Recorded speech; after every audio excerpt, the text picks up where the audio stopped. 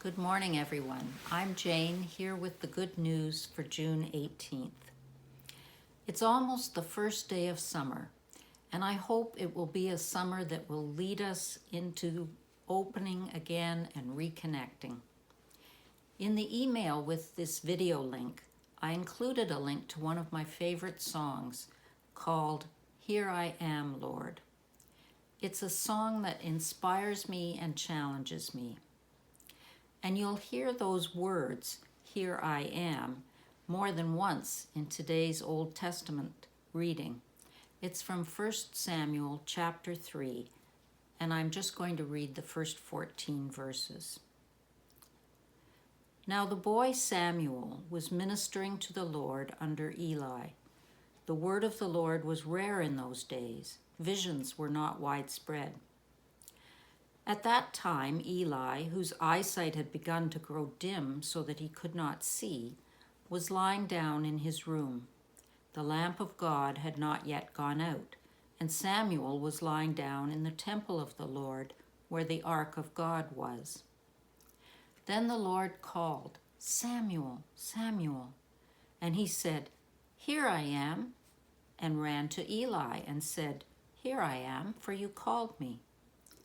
But he said, I did not call, lie down again. So he went and lay down. The Lord called again, Samuel. Samuel got up and went to Eli and said, Here I am, for you called me. But he said, I did not call, my son, lie down again. Now Samuel did not yet know the Lord, and the word of the Lord had not yet been revealed to him. The Lord called Samuel again a third time, and he got up and went to Eli and said, Here I am, for you called me. Then Eli perceived that the Lord was calling the boy. Therefore Eli said to Samuel, Go lie down, and if he calls you, you shall say, Speak, Lord, for your servant is listening. So Samuel went and lay down in his place. Now the Lord came and stood there, calling as before, Samuel, Samuel. And Samuel said, Speak, for your servant is listening. This is the word of the Lord. Thanks be to God. Well, I like this story of the young Samuel, who we see here as a helper to the old priest Eli. 4 times in this story, God calls to Samuel. 3 times he thinks it's Eli calling him, and he answers, Here I am. Finally, Eli instructs Samuel that it is the Lord calling him, and on the 4th try, Samuel responds to God and hears God's message for him. The Bible is full of stories in which God calls to someone and they answer, Here I am. It happens to Abraham, to Jacob, to the prophet Isaiah. It's Isaiah's story that's behind the Here I Am song. When God calls to Mary through the angel Gabriel, she too answers, Here am I, the servant of the Lord. But you know, the trouble with saying, Here I am, to God, is that you don't know what might happen next. What might God ask you to do?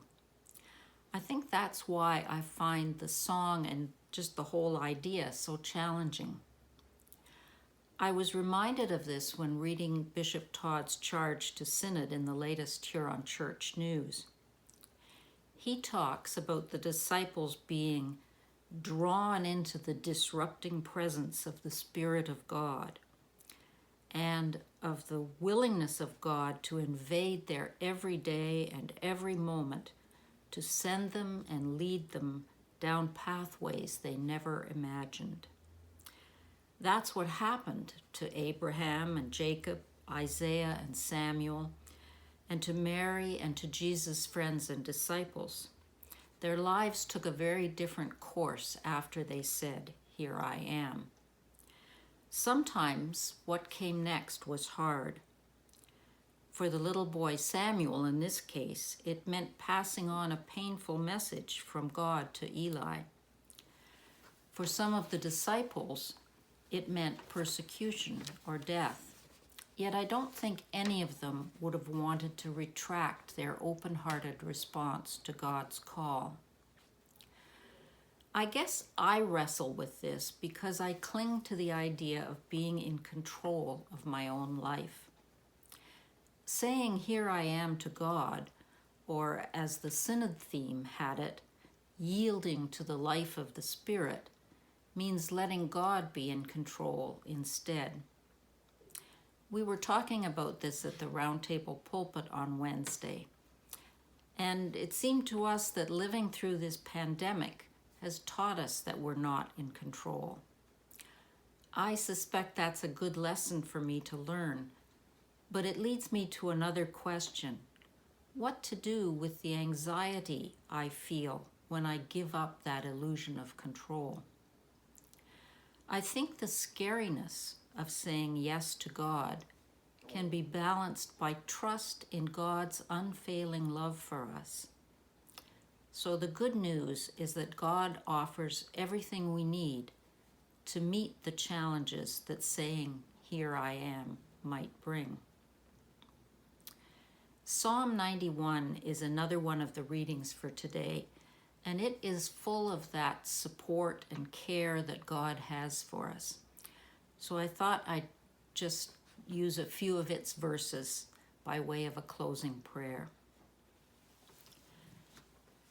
You who live in the shelter of the Most High, who abide in the shadow of the Almighty, will say to the Lord, "My refuge and my fortress, my God in whom I trust."